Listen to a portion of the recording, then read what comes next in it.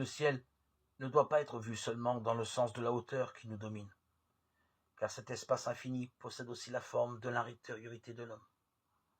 Jésus compare le royaume des cieux à un champ de blé pour nous faire comprendre qu'en nous a été semé quelque chose de petit et de caché, qui possède toutefois une force vitale irrépressible.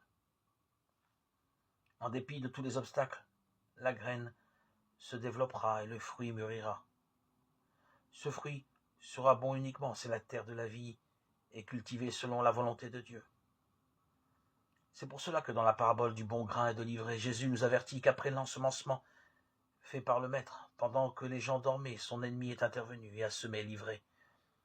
Cela signifie que nous devons être disposés à préserver la grâce reçue le jour de notre baptême, en continuant à nourrir notre foi dans le Seigneur qui empêche le mal de s'enraciner. En commentant cette parabole, nous savons qu'au départ, beaucoup sont de l'ivraie, puis ils deviennent du bon grain.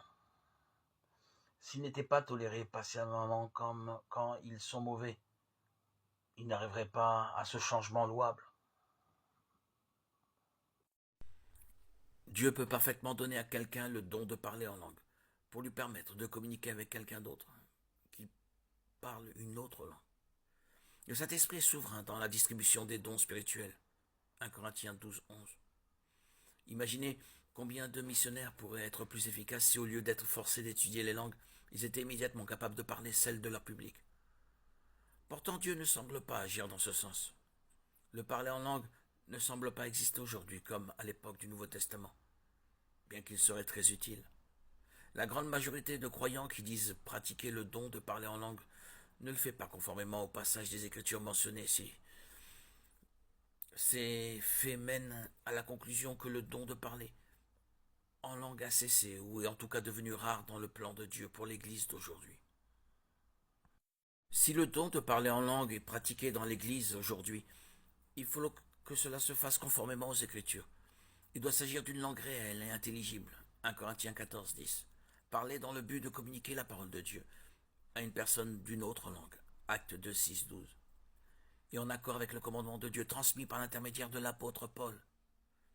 Y en a-t-il qui parlent en langue que deux ou trois ou plus parlent, chacun à son tour, et que quelqu'un interprète? S'il n'y a pas d'interprète, qu'on se taise dans l'Église et qu'on parle à soi-même et à Dieu. 1 Corinthiens 14, 27, 28. Le parler en langue doit aussi être pratiqué conformément à 1 Corinthiens 14, 33, car Dieu n'est pas un Dieu de désordre, mais de paix. 1 Corinthiens 12, 14 aborde essentiellement le sujet des dons de l'esprit. À la lecture de ce texte, il semble que des chrétiens ordinaires, recevant parfois des dons miraculeux, 12, 8, 10, 28, 30. Le texte ne dit pas si c'était courant.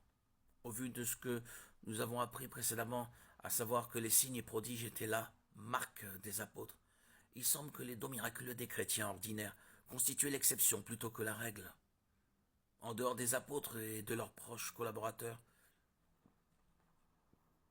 le Nouveau Testament ne mentionne personne d'autre qui exerçait de dons miraculeux de l'esprit.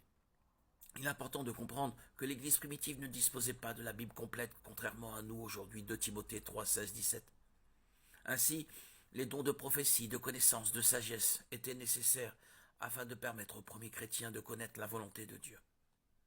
Le don de prophétie a permis aux croyants de communiquer des vérités nouvelles et des révélations de Dieu.